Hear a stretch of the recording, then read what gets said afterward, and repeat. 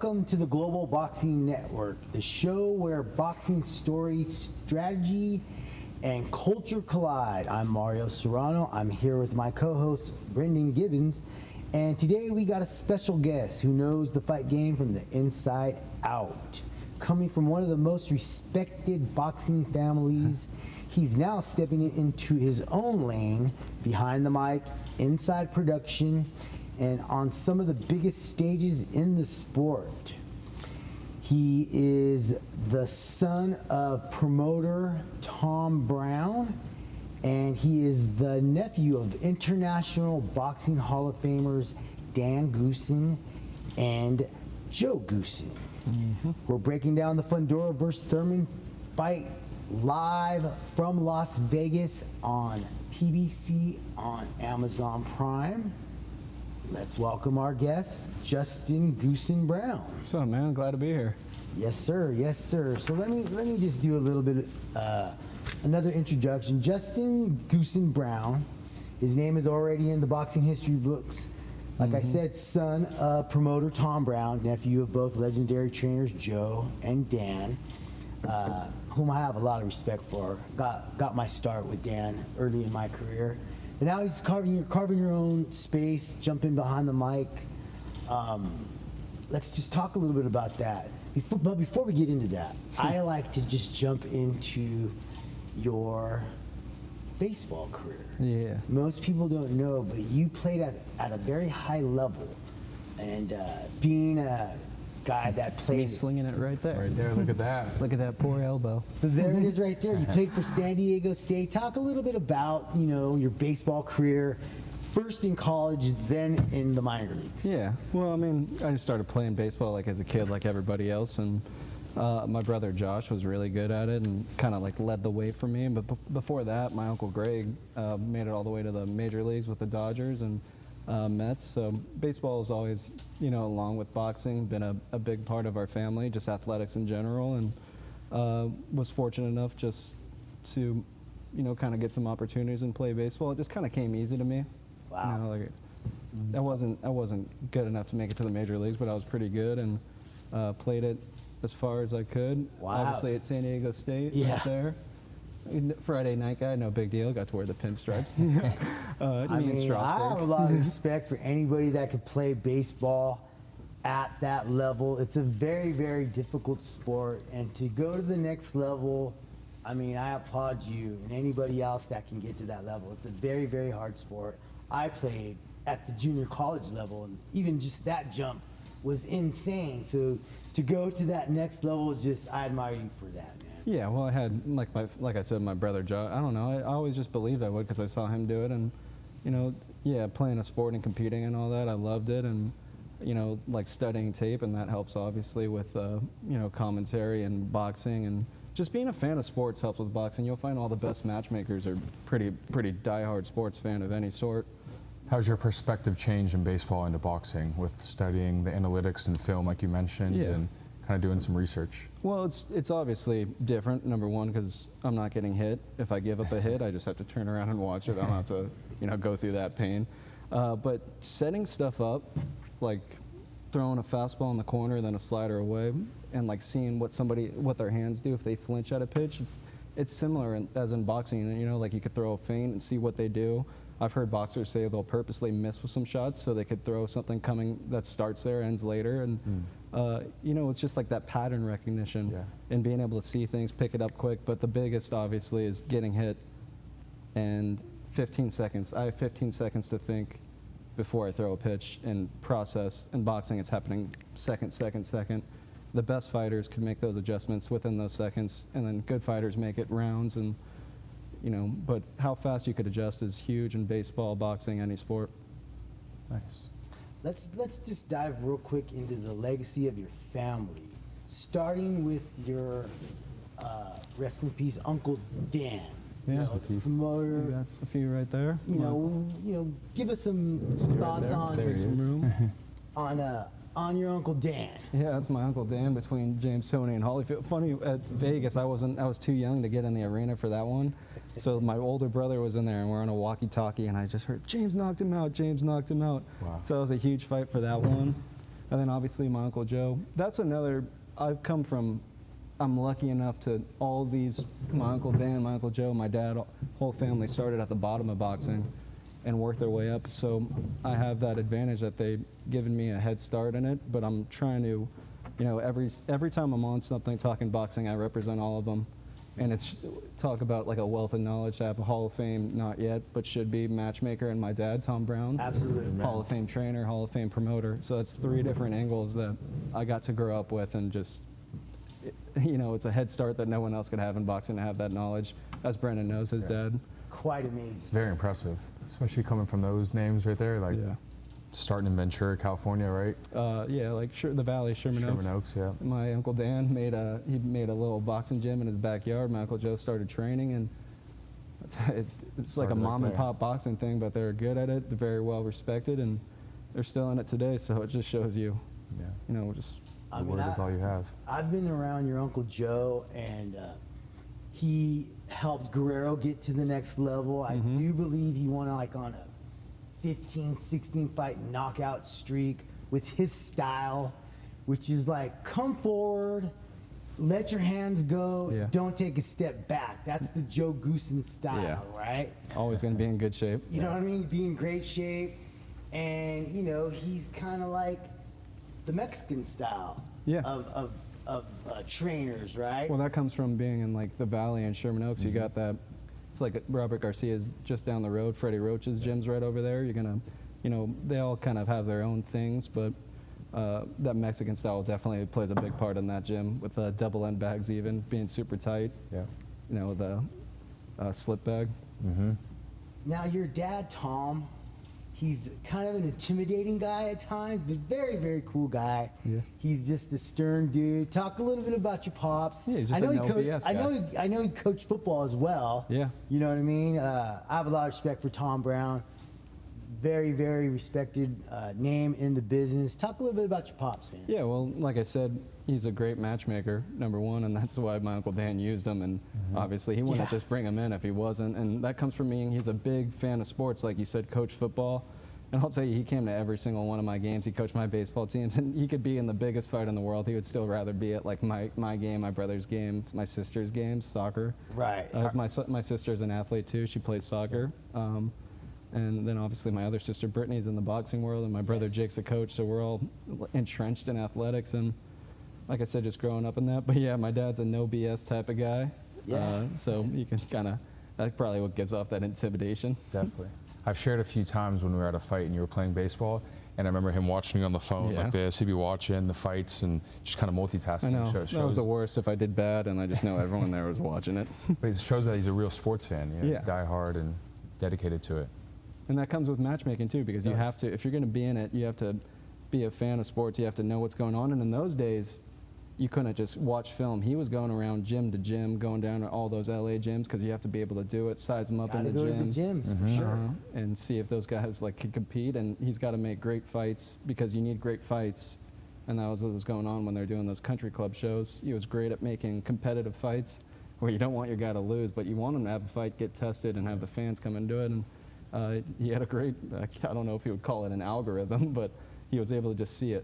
Right. And it was just announced today that my co-host, Brandon Gibbons, is the matchmaker for Manny Pacquiao Promotions. Talk a little bit about that before we get into some other stuff. Yeah, definitely. With Manny Pacquiao Promotions, we're starting the stateside journey. Obviously, Manny's a Hall of Famer. He's still in the sport, but he wants to give back as much as he can. We've signed Pitbull Cruz to him. He's a Hispanic fighter. So not only Filipinos, Manny's helping. He's helping a broader spectrum, Hispanic fighters, American fighters, and anyone that really wants to fight, because there's a lot of people that do want to fight, they just don't have the outlet. So, a lot of Filipinos will have a chance, and they've had chances before. Yeah. But yeah, congratulations to you both. What an opportunity for them to get to train with Manny Pacquiao and just see him and be up close with him. It's amazing. To have him still fight too is a thing that if I was a fighter, I'd want to train even harder. To be able to fight on the undercard of him, I'd be like jaw dropped the whole time. Isn't it amazing too that he's still able, like those little front foot feints and stuff? He's still pretty fast. When those guys are so good that they learn how to be good, even when their skills just naturally diminish, they still find a way. Yeah, you don't lose power. Speed, you can lose that, but he still had a decent amount. But one thing about Manny, power is still there. Yeah. I think Now- Barrio said it right after too. He's like, you could still hit. Oh, he can crack. You know, one thing about older fighters they always say is the last thing to diminish is their punching power, right? So, you know, all these old time guys that you might think are, you know, a little bit past their prime, those guys could still crack. Yeah, old man strength, right? Yes, Some of these sir. dudes, even Crawford, you've seen his dad. His dad's still fit. There's just certain gene types that are Yeah. just physically brute people. Crawford could do anything. Crawford can do anything, yeah. Whatever Shout out to sport you him. say, he's Yeah. going to say, I could beat you in it. Yeah, no, crazy confidence. Now, we're just going to dive right into it. We got a big fight card coming up October 25th here in the Mecca of boxing, Las Vegas. It's going to be Fundora versus Thurman. Now, diving into that fight, you know, what are your first thoughts just Well- when it got announced? Well, look, we were just talking about Manny Pacquiao, and that's Thurman's loss.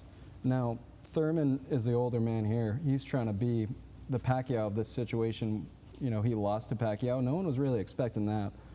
Now, most people, I would assume, are probably not really thinking Thurman's really in this fight. But he just came out in Australia, won against Brock Jarvis, and he showed that he could still punch on the move. And if he's able to still punch on the move, use his feet, and circle, and like I said, throw punches while circling, he's got a chance in it, and he's a live dog if he's able to do that. But he's running into the best version of Sebastian Fundora. I still don't think we've seen the best version of him yet, man. He continues to Incredible get fighter. better. Yes. I agree Both with that. guys are incredible. And what I like about Thurman is his confidence level.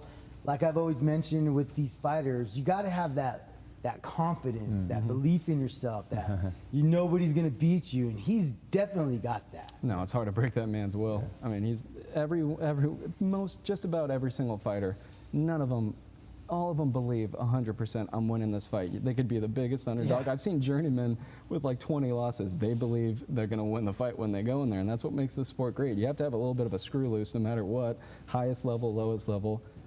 How did Pacquiao? He saw he saw the fight. He's like, I can still beat these guys. People say, no, you can't. But I've faced baseball players the longer I went, and like I started playing some indie ball, and there'd be guys that, you know, were in their heyday, the major leagues, but they still know what they're doing, and you can't relax against them because if you make a mistake, they're still sharp enough to catch you on it. Now, Brendan, we were talking about Fundora and his attributes. Elaborate a little bit on his size, his game, and how difficult this fight's going to be for Thurman. I think it's difficult. He shows that he's improved a little bit boxing in his last fight versus Tim Tszyu. First fight, he stayed all on the inside. This fight, recently with Tim Tszyu, he just boxed. Kind of kept him at the end of his jabs, the hooks. And as Justin says, Mr. Thurman, Mr. Keith Thurman really believes in himself and wants to win. So you can't take that away from him. He still has the willpower. He preserved his body pretty well. It's going to be a fun fight. This is the fight that either is the turning and Sebastian Fundora is the man, or Keith Thurman, you know, shocks as an old man. And Yeah, well, you said it. The Rails. jab on Fundora is, if you look at that, I actually made a video on my Twitter. We could plug that, Justin Goose. But I looked at the first round from the Fundora and Tszyu fights, and just the stance of everything. Everything from Fundora, just he's improved so much. It's crazy. At the level he's at, he's a champion. He's still improving, and it's awesome to watch. I told him right after that Tszyu fight, I was like, I love like how you are getting better still. You're 27. I don't think I've seen the best of you. And one thing that Thurman is able to do, and sometimes it could, you know, give him some troubles, like in that Josecito fight, he could definitely not overthink, but he is a thinker in there. And that will be, you know, it's a double-edged sword, but I think in a case going against a guy like Fundora, you'll never see him, you know, 6'7", 154 pounds. You can't do it off instincts. You're going to have to be thinking at all times. He's going to have to be one step ahead the whole fight. He can't take a break because we all know Fundora can. He's got some thud in that left hand, but so does Keith. yeah, I mean, being in his camp, his sister alone is a female 112-pound unified world champion, and she's also getting better herself, Gabriela Fundora. So both of them are just, They got I think, another little sister on the way, yes, there's too. another one. They're generational fighters. So if he can really get through Keith Thurman, he's going to be a force I to have reckon to say with. props to their dad Yeah. for building them up as great prize fighters, Yeah. all of them. No, we look at it too, because Thurman and Zoo was announced. Everyone was picking Zoo. It's interesting now to look back on it. Like Tim Zoo was on fire at that time, and there's such thing as you have a hot streak and you keep going. You have that belief. It's tough to come back after a loss, but it's interesting. How would a Thurman have done in that fight? Would he have been able to move? And I'll never count out somebody like the run he had at 147. You can't count those guys out because they are so naturally good. And then, like I said, the older they get, they have to start finding ways to still be successful. And if Keith is able to move and circle like he has in the past, and like how he was able to do against Jarvis, and that was earlier in the year. What was that? Whatever. It was recently. It was his last fight. Yeah. He looked good. He showed he had power. It wasn't the most. That's Jarvis is not quite Fundora. I'm not saying that in any way, but he showed that he could still have punch on the move, throw the hooks on the move, those little sneaky uppercuts, and kind of make you think, hit you with stuff that you don't expect. Well, he's got those old man tricks, if you want to say that, right? Right. These fighters that have been in there for many, many years, they got tricks. It is. And those tricks will be on display October 25th. Now, I like to just dive into Fundora. Being that he's so tall, you would think he'd be fighting from the outside, stick and move, but this guy likes to fight on the inside. He's got long arms, and when I see him fight, I mean, you can't really, pull back because his arms are so long on the inside. He'll tag you. Yeah, I talked to Booker after Cordell Booker, and he says because Librado Andrade was actually talking to me about this, about Adonis Stevenson. He says you're out of the way, and you're out of the way, then Stevenson's left hand just catches you, and you're like, how did that get to me? Yeah. And that's what happens with Fundora. He'll hit you with a looping left hand that you're at the right, there's no way that's getting you, and it catches you off guard. But like Brendan said, he was boxing from the outside his last fight. Now the scary thing is, even if you work your way to the inside against him, that's where he naturally likes to be. Right. So it's a tough puzzle to solve at 6'7". Definitely a daunting task for Thurman. Would it be a tempo fight or a patience fight for both guys then? Well, anytime you got that southpaw in there, because once again, that's just another. It's like, oh, he's also southpaw. It's going to take a while because it's hard to use your jab. One guy usually in a southpaw righty matchup, usually one guy's more using the jab, the other one's kind of trying to get up, or that lead hand battle. So I think it'll be interesting. Thurman's definitely going to circle to start it, and just kind of see what he has in front of him, catch some shots off the gloves, see what the power is like for a 54-pounder like that. Yeah. And kind of make those adjustments. And I'll tell you, like I said, Keith Thurman will be thinking, and he's very smart. He'll try and find any way he can. If plan A is not working, he's got a plan B, he's got a plan C, and it'll be up to Fundora to keep adjusting with him. Action-wise, I think as this fight gets to the middle rounds, you're going to see some exchanges. Keith's going to let some hands fly, of course. Fundora's just going to keep putting pressure, and I think it's going to be a very exciting fight. What are your thoughts on the action of this fight? Yeah, I mean, you're hard-pressed to find Fundora fights that don't have action. Right. That's just the type of guy he is, towering inferno. Yeah, it'll be interesting to see if it opens up. If it doesn't, maybe if Fundora, because one thing that Fundora, as he continues to get better, he's still not a big, setting traps. We'll see if he kind of will walk Keith into any shots when he is circling and any of that. It'll be interesting to see how it plays out. I'm looking forward to it. I think the whole card's going to be action, to tell you the truth. Yeah. Absolutely, and that takes us into the next section, the co-main event, Fulton versus Foster. Yeah. What are your thoughts on that fight? Really interesting fight. I'm not even quite sure how that fight's going to play out because both of them are so athletic and both of them are able to adjust as well. And, Foster. We hear a draw. Is that a draw? Dude, Nevada has draws, right? Pacquiao Barrios draw. Yeah, that's the one thing those sports books are. It's like that draw always looks at you at like plus 16. I don't bet myself, but whenever I see those odds, I'm like, geesh, that's interesting. But yeah, I mean, it's about as 50-50 as you could get, and I think probably you're looking at a distance fight. So draw is definitely very, it's in the possibilities. But one thing, Fulton, he's small. He doesn't quite have that punching power, but he is a physically strong dude. Yeah. So we'll see because it's his first fight at 130, and he's going against Foster, who's a true 130-pounder, and I'm not sure how it's going to look. I just know that it's going to be pretty even. It's a good fight. Shout out to the WBC. It's a real good world title fight. Yeah. So, who are you leaning on to press the action in this fight? Well, it's interesting. Foster is good at. He's got good feet. He could take those 2 steps back, and he could roll with the shots. Really reactive. And Fulton, as we see when he fought Figueroa both times, he's got no problem being on the inside. And he's, like I said before, he's a strong dude when he gets in there. And we'll see if that will be what Fulton is going to try and do. I don't know what he's going to try and do. I don't know what Foster's going to try and do, because Foster also could switch to southpaw.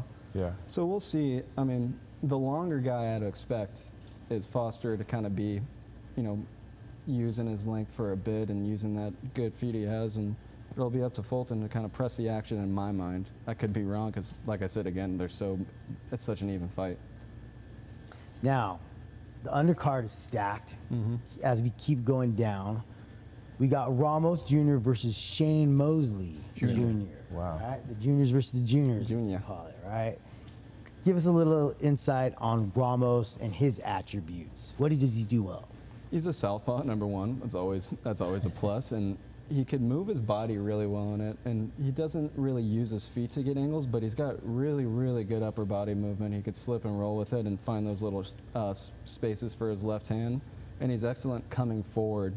And that's also what Shane Mosley Jr. likes to do. So it'll be, I think, honestly, Ramos kind of does start on the back foot. I think Shane will probably press him a little bit early, and then once Ramos kind of feels that power, he's going to start walking him forward, and he's got the advantage for sure. I don't think Mosley's at his best going back. So we'll see. It's going to be a firefight for sure. 12-round fight? Yeah, 12-round interim title at 68 WBC. Now, Shane Mosley, I've been around him. Very nice guy. Junior. Shane Mosley Jr., yes. Yeah, so I'm just happy that he got this big fight. I know it's been hard for him getting fights. Yeah. So I just wanted.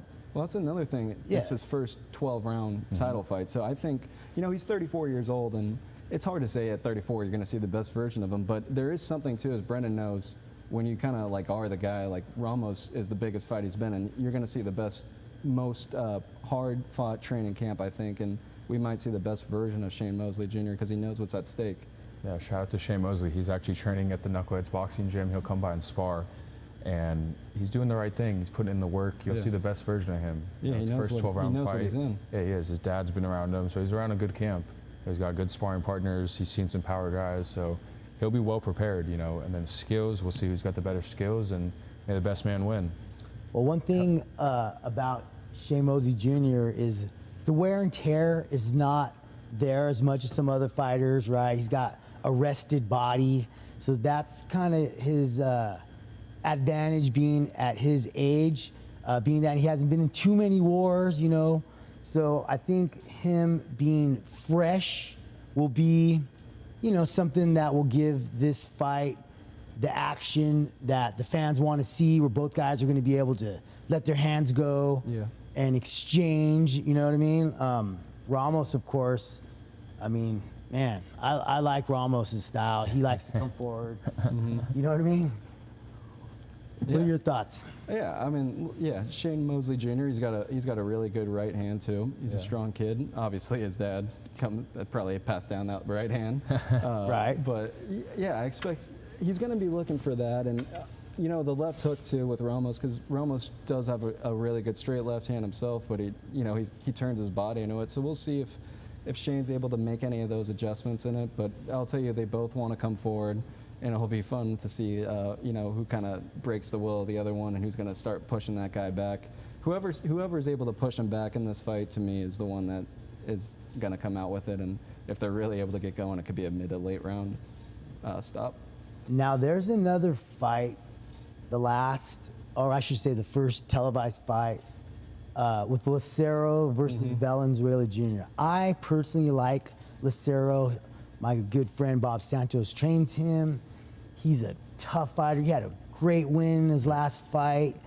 I really like him. He's, Mexican style. Talk a little bit about this this opening bout. Yeah, what a coming out party he had on his first fight in the USA and at T-Mobile, right? Yeah, and, unbelievable. Against another undefeated fellow Mexican. And, oh my God. And he has a club for a right hand. Oh like he could throw it. I saw him even in that fight start mixing it in from southpaw. You know, like shifting his getting those angles and you know, hurting. That's an undefeated Mexican fighter he's going against, and hurting that guy to the head with it is pretty dang impressive. Very impressive. And Valenzuela himself, he's got a lot of power. But yeah, I think Lucero's going to try and keep that hot streak rolling. He's definitely a name in this 154-pound division that's on fire. That's just another guy. Right. Now, guys like Valenzuela, a couple losses, those you can't count those guys out. These guys come in hungry. They're the underdogs. They want to prove everybody, hey, I still got it, right? He comes from a fighting family too. His dad was a fighter. He actually had fought the world champion currently. Yeah, he fought, at the IBF. he fought Zayas. He fought Zayas. He fought Beck.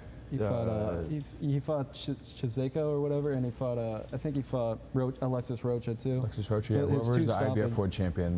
The Beck Katsir. Oh, Murtaziev? Yeah, Murtaziev. Yeah, he did, yeah. Yeah, so he fought him, went 10 rounds. That was when he was, I think, 17-0. So he was undefeated at the time, fighting the #1 guy in the world who knocked out Tim Tszyu. So it shows that he's a tough Mexican himself too. So it's an all-Mexican war. Oh, no. He fought like Bektamir, not Bakram. Yeah, he fought Bakram. You did? Yeah. Really? Yeah. Really? Fought him Okay. at the Man, I got to study better on that. But yeah, I mean, look, he could crack too. He can. Yeah, and he went 10 rounds with him, and he Yeah. was tough. You know, so that fight right there is not going the distance. I'll tell you that. Them dudes And are that's what we stand in the want to see. middle of The the ring. fans want to see I mean, action, right? That's what you want. Everyone in the opening bout, you know, you get you get that thing rolling right when that pay-per-view is starting, and you get to see two guys with big right hands. Just who's got the bigger one. Right. No, and that's what we want to see. The fans want to see action. This fight is stacked from top to bottom. It's going to be live on Amazon Prime pay-per-view right here at the MGM.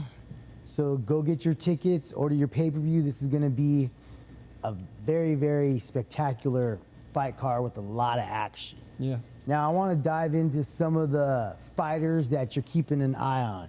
Who are some of these young guys that you're kind of high on? Some guys you've seen on other shows that you've broadcast. You've made your debut over at Box Lab on DAZN. Saw some guys there. Yeah. You know, you're a student of the game. You're watching all these fights. Who are some of these young guys that you like? Well, as far as the broadcasting, what I've done, I really like Angel Barrientos. Okay, yes, Angel, the twin. That's a kid that's very good technical fighter, long, lanky. Yeah. Does a lot of really good things there. I saw him and his brother, Chavez, spar Tank Davis at the Mayweather gym, and it was just unbelievable how well they did that first sparring session. Yeah. It was there in front of everybody. So yes, Angel Barrientos is definitely a fighter to look out for. Also his brother Chavez, they train right here in Las Vegas. Two great prospects. Who else? Yeah, well, look, on the PBC card, what's his name? Yo-Yo, the Cuban 160-pounder that fought Davis. I mean, stud. That guy, and he's mean, too, in that last round. Stud. Against a tough... Kyron Davis is one of the toughest dudes in boxing. I agree. And he took some punishment that night, and in that last round, Yo-Yo just stomped his foot in the middle of the ring and said, "Come here, let's rock and roll it." And that guy is one to look out for. I'm really impressed with him, and the way he puts his punches together. That's just a whole nother thing. He's got the amateur pedigree. You know, I've seen him in the ring sparring with David Morrell. You know, Louis DeCuba Sr. Got both of them. Talks highly about both of them. They're both great fighters. Of course, we saw Morrell go the distance with David Benavidez. And like you said, Yo-Yo, man, that guy is incredible. Yeah. Anybody else that you Yeah, want? I like this 168-pounder. His name's Daniel Blancas. He's in the camp with Jose Benavidez and David. So at 68, you're going to get some great sparring with those guys. You got this Pacheco with over there too, and he's been on the the undercards over fights. But I've watched him just continue to get better, and he scored a huge first-round knockout in that last fight. And yeah, I just like watching him improve, and I think he's one to kind of keep an eye on at 168 for sure. Yeah, Well- I've seen Daniel since his pro debut. He's a special one, and going up there with the Benavides, with Jose, his dad himself, and then training with David, Diego, all those big guys. You just get a lot of good work, and it's the place to be if you're 168 to 175. Yeah. There's another kid that I like that's going to be on this card. He trains right here in Las Vegas. Kaipo Gallegos, Kaipo. 19 years old. You know Kaipo. Kaipo's, yeah. I mean, that guy is also a stud. He's been in the ring sparring with Shakur, Keyshawn Davis, all these guys. Kaipo Gallegos is definitely another rising star at only 19 years old. Another name to watch out for. Yeah, well, you got the heavyweight that my uncle trained, so Big Goog. Big Goog. Big I'm not Goog, even gonna yes, try sir. and say, I'm not going to try and get through that name. It's tough on me. When I Yes. did it, I was broadcasting his fight. I stuck to Big Goog because I'll start rolling over words if I start saying that. But he's a young kid. He continues to get better. I think he's right now number 10 in the WBA heavy ranking, so he's moving his way up. He fought at Barclays, I think it was against Coffey, like in his third fight, was able to stop him, and that was a huge test for him. You also got the Payroll brothers, the heavyweights, also training here in Las Vegas. Those guys have a big amateur background. What are your thoughts on the Payroll brothers? Yeah, you know, the heavyweights, they're so tough too, because and they're southpaw and they come from that, and you know, it's interesting, we got to see them kind of get tested there on some Box Lab shows, so it was good to see them pull through that, and you know, it's potentially a matchup for Goog and them. I'd be one to see who, you know, keep on moving up, who's going to get that experience, and that would be a good name on either one of them. That'd be a fight I would like to see. Now, sticking with the PBC stable of fighters, one of my favorite fighters is Erislandy Lara, right? Not sure when he'll be back in the ring, but Is he a prospect? no. Just going back into just a He's a name. fine. He's a fine. That's Sorry, guys. I jumped dedicated- into just a tangent going into Lara because he's just my guy. But let's just talk about Lara just for a quick second, since we're just on the PBC stable, talking about PBC fighters. Lara, early in his career, used to move around. Exactly. It's a perfect example of what I was saying. And those guys, once they're so good, they'll find a way. Yep. Yeah, because Lara used to move around, but now he's staying in the pocket. And he's knocking dudes out. Yeah, you know what I mean? Last 4 fight stoppage, right? Yep. Last 4 fight stoppage. A lot of people thought he beat Canelo when they fought, but you know, Erislandy Lara, I hope to see him back in the ring soon. We got a lot of respect for Lara. The American Dream, right? That's his American nickname? Dream, yes sir. True American Dream. So what else is on deck for PBC? I know we got Tank versus Jake Paul. Your thoughts? I mean, it'll be interesting. It's going to be Just the interesting, visuals right? of it will be fun. I'm sure that arena it'll be impossible to not have some energy for that fight. And look, Tank kind of can see it. He's going against a big dude. Now, Jake Paul, I don't think is going to be able, once Tank kind of gets moving and starts feigning you and really uses his feet, that takes a lot of energy out of you. And it'll be interesting to see if Tank could, you know, kind of press for a stoppage and get Jake Paul out of there. That'd be fun for him. And Tank's been fighting big dudes though his whole life. He's been sparring light heavyweights, and he's done it forever and ever. So it's not like anything new to him. Jake Paul is the one that's getting new experience, and like you said, coming from your background, you can't teach that because Tank's come from that background. And to a certain point, Jake Paul's tried to caught up, and he's got a real camp, a real team, and everything. But he's an athletic guy that trains boxing like a professional. Tank has fought everyone. He's fought big dudes. I've seen him spar big guys. There's videos of him sparring middleweights, light heavyweights. So if he can feint and find it, he may catch him. But Jake Paul's still in the fight. He's a big dude, 195 pounds. It could be interesting. Well, it's interesting. Like, once that bell rings, you could be just even on the matchmaking side. You don't have a doubt in your mind. Once that bell rings, you're not in the ring. You're not in control. So anything could happen in boxing, and I'll never, I kind of know that. It's just you never know what's going to happen in there, but I'd be hard pressed. I mean, another guy that you say those gyms, because you get so much experience in there. That's what David Benavides, what made him great, is that doesn't really have that big amateur background, but he learned everything in the gym. And he was sparring some big dudes when he was a young buck. He was a big young buck. Now, everybody, staying on the topic of David Benavides, I mean, all boxing fans across the globe consider him the most devoted fighter in boxing. Who would you like to see David Benavidez fight? Well, it's no secret who David wants to fight. He wants the titles. He wants to fight the winner of. He wanted obviously the Canelo fight, but there's Bivol and Beterbiev. He wants. I think they got their thing going on, so he wants the winner of that. He wants just a chance at the title and to prove how great he is, because he is great. He is great, no doubt about And it. he has no problem with people doubting him. No doubt about it. He's undefeated, never tasted defeat, an animal in the ring. The fight with Morrell is probably my favorite fight in the recently ringside for. And Morrell's no joke. Phew. You know what I mean? Nobody wanted to fight Morrell. Those two squared up. The better man won that night, but don't count David Morrell out. I mean, he's No. another incredible fighter. He could crack, man. Now, going back to the Tank Jake Paul card, Antoine Russell Jr. is on that card. Who's he fighting? I'm blanking on it. What's his name again? Oh, I know his name. The Japanese guy, right? Andy Hiroka, Hiroka, yeah. Okay, yeah, that's going to be Yeah. a good Phew. fight too. WBA world title.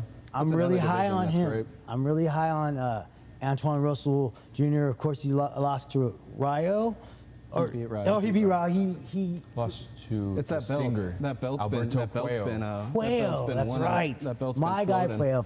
Excuse me, The belt guys. it's floated a few different hands. Yeah. Right, but I think he will take his Yeah. career to the next level. He had a showing against Rayo, man. Yes, he did. Yeah, he beat Rayo. And then, like I said, after that loss to Puello, I just think he's going to just take his career to the next level. What are your thoughts on Antoine Russell Jr.?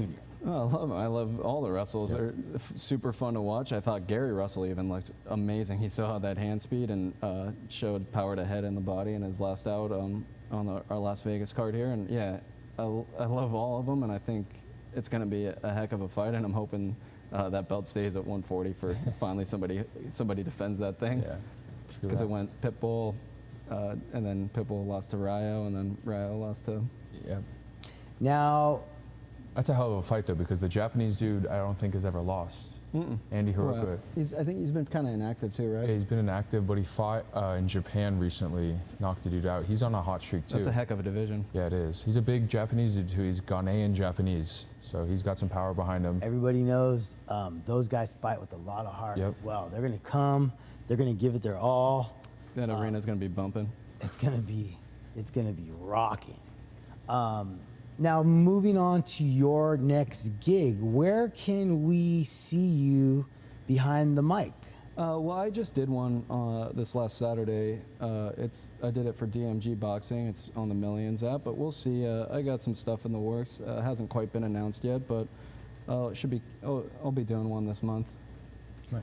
Talk a little bit about the transition from, like we said, going from baseball to getting behind the mic. What are some of the challenges that, we were talking a little about earlier about, Yeah.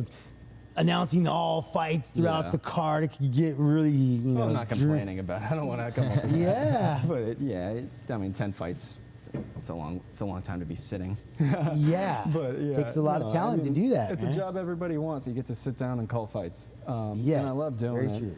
But trying to get the words out right is another thing that you kind of have to get used to. And that for the first time I ever did a stand-up intro, where you're like, right in front of the camera, my knees were like shaking. I wasn't ready for that. Gave me the adrenaline. It's the first thing that's given me adrenaline like since baseball. Wow. Like here we go, 3, 2, 1. It's like I'm in the game.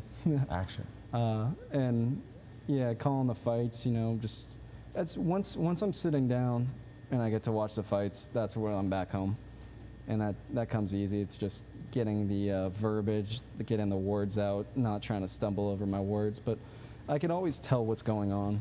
It's just trying to get it out and not step on it. I don't want to be like a know-it-all and step on these other guys' toes that I'm working with. So it's a little bit of an adjustment, and I've been doing it. I think the first one I did was in January this year, so I've done a few now, and I'm starting to feel comfortable, and I really enjoy doing it. Nice. So I have a question. I personally, when I judge a fight, I like to score off of damage, right? Who did the most damage in that round? How do you score a fight? Yeah, well, it's the judging is obviously subjective. You have you know, the list, effective aggression, all that stuff. But I kind of like to, I know what both guys want to do for the most part in the fight. Whoever's succeeding doing what they want to do in there, I usually give the edge to them you know, round by round. Now the tough thing is not letting, you know, it's like a roulette wheel. It's like round by round. You can't let the past thing happen. If this guy had a better round, sometimes I will slightly give it to him because he looked better than the last round. So it's a very difficult thing to do. That's why you got 3 of them. That's why they're always all over the place. Some people like the come forward fighter. Some people like the boxer. And some people like who dictates the pace. It's very subjective, but I like to, if I know what they're both trying to do, whoever's succeeding at what they want to do, I give that to them. Nice. Now, going back to this fight on October 25th, why should fans order this pay-per-view, and why should people go buy these tickets to this fight? Well, number one, for the pay-per-view portion, you get that banger that starts it off with Lucero and Valenzuela, and then it's 4 great fights, titles on the line for 3 of them, and as far as fans, you get to see Keith Thurman, and that's, you know, you don't know how many he's got left. If he wins this one, I assume he's got more left, but that's a great fighter, and you get another chance to see that man in action, and that's a ticket. And then you get Sebastian Fundora. You might get to see one of the next great boxers, you know, because I'm telling you, Absolutely. the trajectory he's on. Yeah, he got dropped and stopped by Mendoza, but he's learned, and that's what's awesome to see is that, you know, you never know how someone's going to come back from a loss. You could go 2 different ways. You know, I ain't ever letting that happen again, or you could kind of be like, is this for me? I don't know. He went that way, and he's improved. He probably thinks about that when he closes his eyes at night. I'm going to avoid that. I'm going to do everything I can to never let that happen, and that's why I think he's Right. on pace to be something special. Already is. That kind of just sparks my mind about the boxing game. It's not the end of the world, and it should never be the end of the world when you lose a fight. Barrientos. I think that's why I like Angel a lot too, because Yeah, you he learn was a a lot. baby when that happened.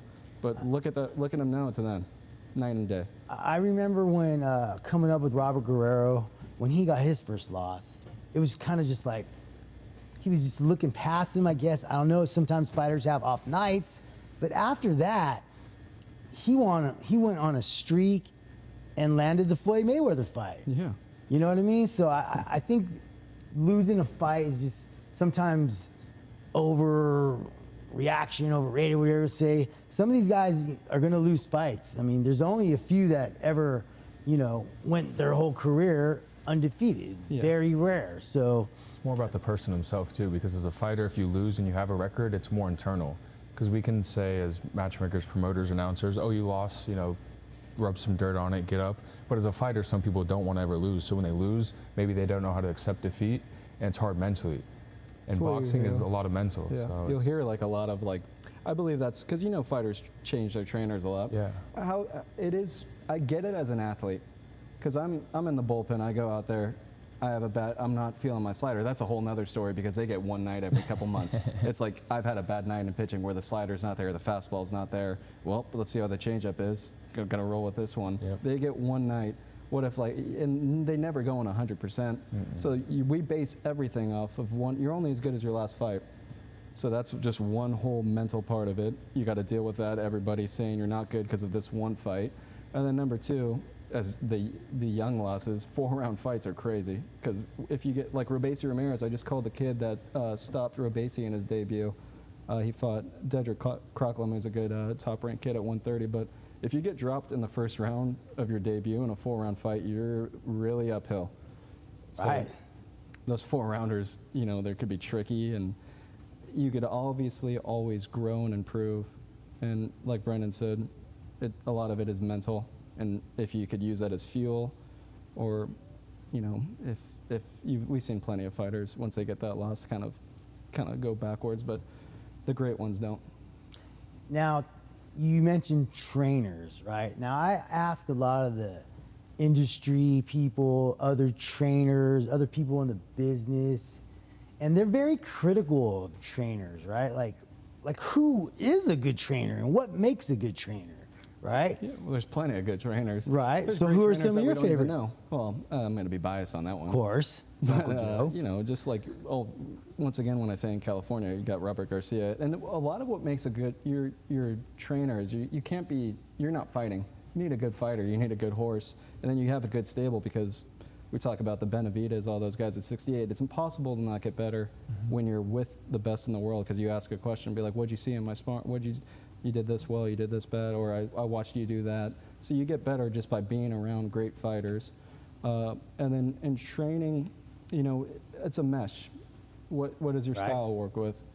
You know, because that's also what makes a good trainer too. You can't have everybody fight the same way. Right, and you also gotta improve their strengths. The instructions they're given in the corner on fight night. Yes. Right. You gotta be a great, you know, psychologist. You gotta be a motivator. You gotta be a rah-rah guy. You gotta yell at them. And there's so many different things that are going on. You gotta be able to read the judging, the referee. There's all kinds of. They wear a lot of hats. They do. They really do. You know what I mean? So hats off to all the trainers out there doing their thing, trying to get their fighter to the next level. Exactly, yeah. The trainers are very, very key part of these guys. Yeah. So let's go into this bonus section. Yes, we have a bonus section for you. We have a Justin. bonus section, my friend. We call it or stall it. So we'll Bonus give you time. Bonus time. So call it or stall it. I'll give you a few matchups. You can either call it or stall it. What does stall it mean? Stall, you don't even want to say anything or want anything to do about it. Gotcha. So we'll start off with Tank Davis and Shakur Stevenson at 135. You want to call it or stall it? Yeah, I like it. Meaning you want to like commentate on it and you would. Oh, yeah, I'll call it. Yeah. Call it. Well, how much am I getting paid? And what's intriguing about that fight? I mean, of course, everybody wants to see that fight. I don't even need to speak on it. It's like, look at those guys. Yeah.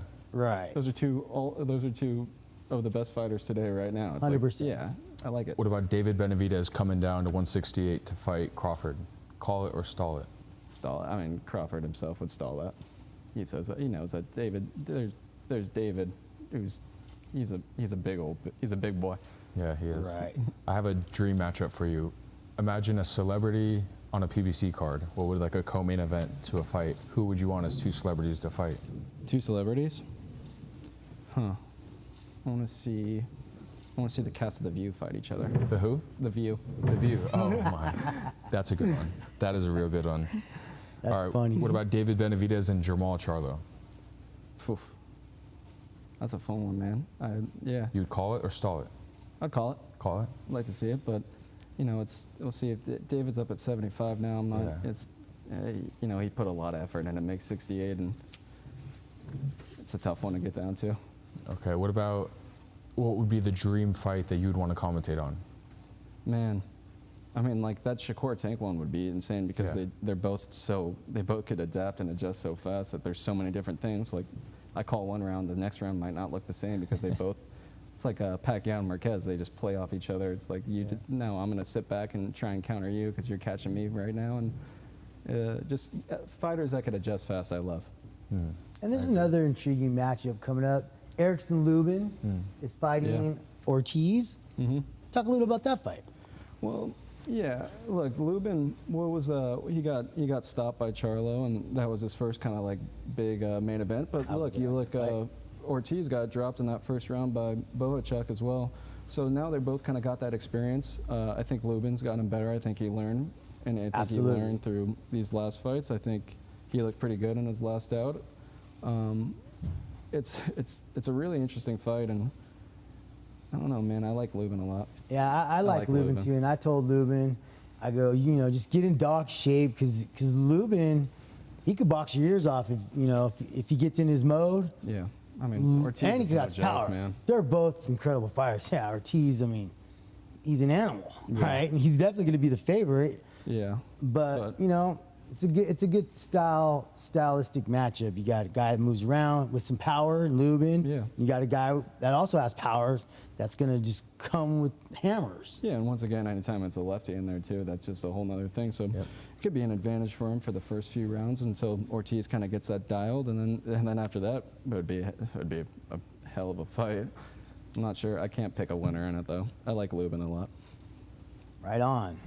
Well, big love to Justin Goossen Brown. Thank you for stepping in on the set with me and my co-host, Brendan Gibbons. It was a pleasure. A lot of respect for you, your father, all your uncles, PBC, everybody at PBC, the whole family. We just thank you guys for putting on these fights, and it was a pleasure having you here with us. Yeah, man, that's awesome. Thank you so much. You got a Thank sweet you, setup in Justin. here. Look at this board. Yes, sir. It's like election day. And that's a wrap, folks. See you at the next one. And don't forget to subscribe, follow us across all social media platforms. Give us a like. We're building the global boxing network. This is a fight network for the fans. We're here to engage everybody and get you behind the scenes look into the sport of boxing.